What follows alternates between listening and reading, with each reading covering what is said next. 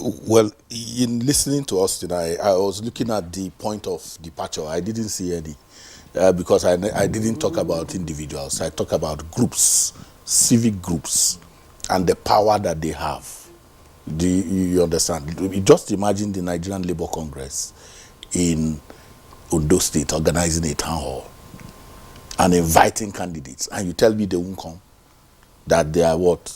NUT, organizing Nigerian Medical Association, Nigerian Association of Nurses and Midwives, and even if you don't want to have that, you combine together and do a programmatic engagement. I'm not talking about the one they organize. You are the one who understands the challenges. For Professor Ede was talking about, you can't find strong initiatives that can solve these problems. The guys who have the capacity to do so are the professionals in those areas. They can engage, and that has been the gap. See, in every election cycle, what we have done is what I started with. We are very ritualistic. Just elections has come, let's go ahead, do the dancing. They invite us. Sometimes we give awards. This is the time to begin for those professional groups to give awards. It becomes a bazaar for all of us. And until we come to that point where we are saying, what can we do differently? What is that thing that we can do differently? Because we've seen this thing. You see rehash. Go and check documents of governorship elections in any state and see whether what you are going to see in Ondo 2024 will be any different. It's going to be the same thing. So that differentness has to come from civic groups and organizations within that state becoming active in ensuring that things change in their communities. If we don't do that, we are going to run this ritual. As for the traditional institutions that we are talking about and religious groups, they can invest moral authority on this election. And how do they do that? The first thing they do is these governors are going to be going to KBACs and all ballets with all kinds of things. You can come to that point where and there are a lot of respected traditional rulers in Ondo State who can say, look, enough of this thing. Mr. Governor, welcome. Thank you for coming. When you win, what will you do?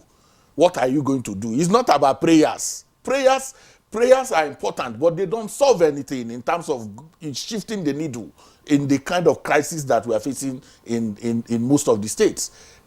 So you need to begin to say both the traditional institutions, all the active groups within Ondo State need to reawaken to change things. Because my perception of programs like this is agenda setting.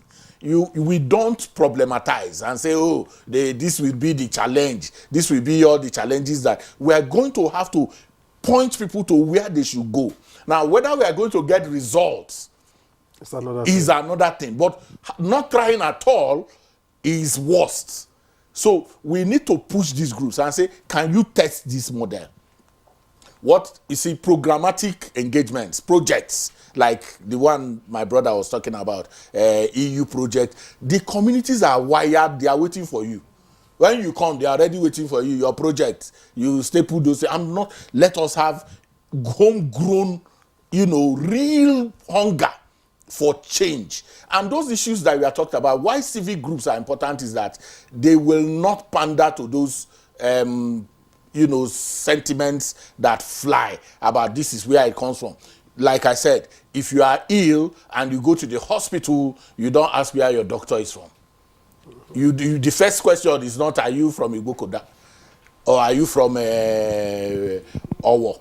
That's not going to be your question. You want to be treated by a doctor. You want to get well. So if a professional person who understands this, knows the state of the hospitals are in decrepit condition, in spite of the investment that has been done in mother-child initiatives that we saw in that state, the conditions are worse today. So what do we need to do? We need to wake up these platforms. Traditional rulers are important. But what do you see now? The churches, what do you see now? This is the time they start launching. They are building that they have not built for the last 3 years. This is the time that they will invite the candidates to come and help them those things are the things that diminish us as a people and make us look very unserious in the eye of these politicians and their candidates. So we need to reorder those things. The traditional rulers need to say, you don't need to come with these gifts now. Because like he said, every vote buying or voter inducement is not the one we have in the Electoral Act.